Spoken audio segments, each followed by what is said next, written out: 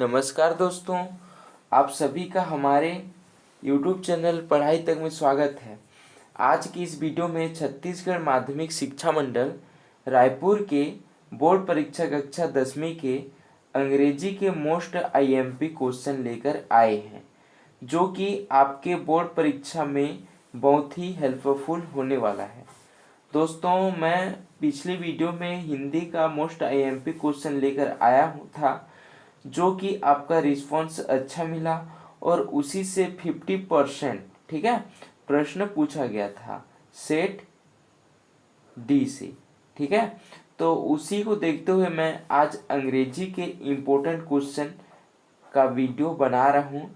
अगर आप इसको अच्छे से प्रिपरेशन कर देते हैं, ठीक है, तो मैं पूरा उम्मीद के साथ कहता हूँ कि आप इनमें से तो पास ही हो जाएंगे। ठीक है, तो मैं इसमें कुछ बेसिक चीज़ें बता देता हूँ। तो जैसे कि आप अंग्रेजी का दिला रहे हैं, तो उसमें सेक्शन में आता है। ठीक है, सेक्शन ए, सेक्शन बी और सेक्शन सी में। ठीक है, सेक्शन ए में आपको देता है पैसेज, ठीक है, अनसीन पैसेज और सीन पैसेज। ठीक है, और इसमें देता है क्वेश्चन आंसर। और जो सेक्शन बी है उसमें देता है आपको ग्रामर से, और सेक्शन सी है इसमें देता है आपको पैराग्राफ राइटिंग, लेटर राइटिंग। ठीक है, ऐसे ये सभी आपको देता है। तो मैं सिर्फ इसको बता रहा हूँ ना, क्वेश्चन आंसर। ठीक है, आप जो ग्रामर है उससे आप देख लेना। ठीक है, पैसेज तो ऐसे बन ही जाता है। तो सबसे पहले मैं देख लेता हूँ, इसमें लॉन्ग क्वेश्चन है और शॉर्ट क्वेश्चन है। ठीक है, तो सबसे पहले शॉर्ट क्वेश्चन देख लेते हैं कि आंसर ऑफ द फ्लोइंग। ठीक है, तो जो क्वेश्चन पहला है वो why was Kailash Satyarthi awarded the Nobel prize for peace. ठीक है, ये क्वेश्चन फर्स्ट है। और क्वेश्चन सेकंड देखते हैं, how did Swaminathan react to the question put by the headmaster. ठीक है, ये क्वेश्चन आपके बहुत ही इम्पोर्टेंट है। ठीक है ना। अब तीसरा देखते हैं, what is the speaker's complaint in the poem about me. ठीक है, और चौथा प्रश्न देख लेते हैं, how did the boys look like from the sky. ठीक है, ये चार प्रश्न अच्छे से देख लेना। ठीक है, इनमें से मैं जो भी प्रश्न बताए हूँ वो बहुत ही इम्पोर्टेंट प्रश्न है। ठीक है, तो आशा करता हूँ कि आप इन शॉर्ट क्वेश्चन को अच्छे से देख लेंगे। ठीक है, इसमें लॉन्ग क्वेश्चन है। ठीक है, answer of the flowing. Long question में बताया है कि what was the economic condition of the narrator's family in daddies enduring script.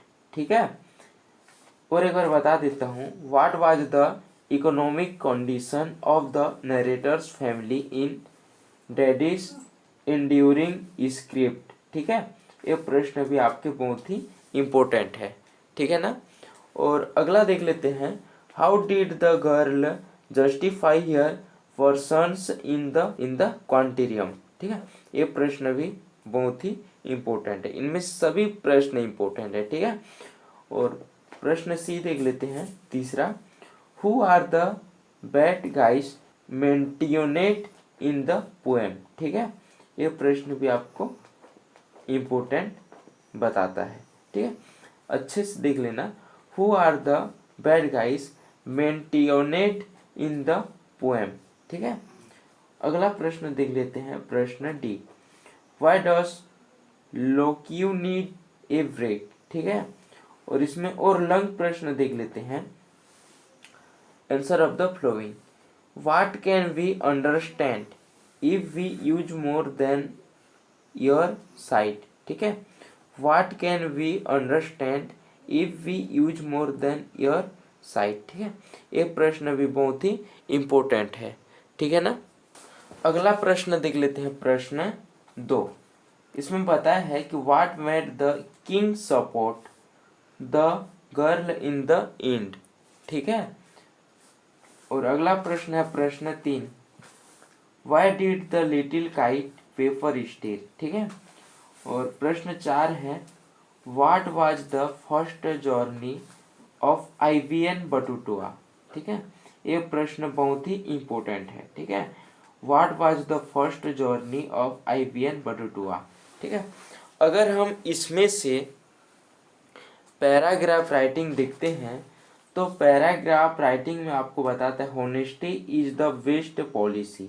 ठीक है, honesty is the best policy, ये बहुत ही इम्पोर्टेंट है।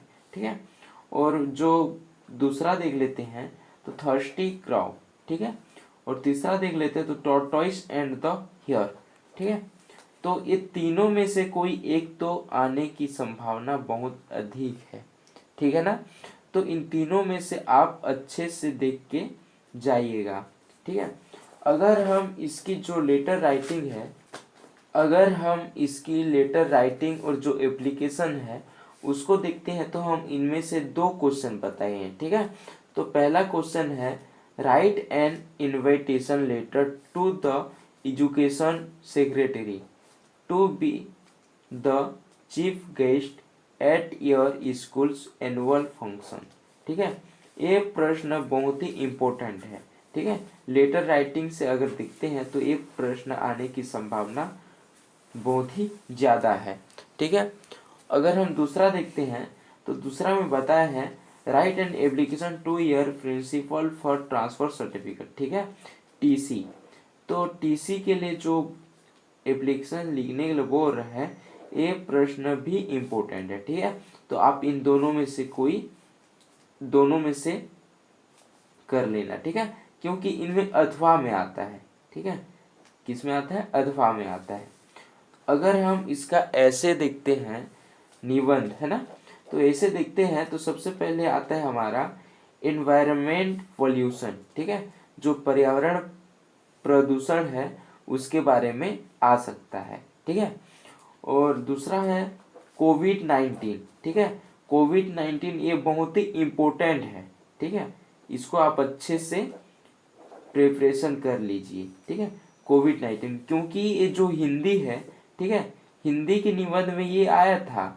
ठीक है, कोविड-19 हिंदी के निबंध में आया था, तो इसी कारण इंग्लिश के निबंध में भी आने की संभावना बहुत ही ज़्यादा है। ठीक है, ये कोविड-19 है 8 नंबर का आता है, ये 100% आएगा। ठीक है, पूरी उम्मीद के साथ कहता हूँ कि जो कोविड-19 है वो इस बार आएगा, क्योंकि ये जो कोरोना है ना, ये भारत में नहीं बल्कि पूरे देश में फैला हुआ है। ठीक है, तो इसी से आ सकता है। और तीसरा में बताया है वंडर ऑफ साइंस। ठीक है, वंडर ऑफ साइंस, इन तीनों में से कोई एक तो आएगा, इन तीनों में से तीनों आएगा। ठीक है, इन तीनों में से तीनों आएगा, लेकिन आप इसमें से अच्छे से कोविड-19 को अच्छे से देखे रहना। ठीक है।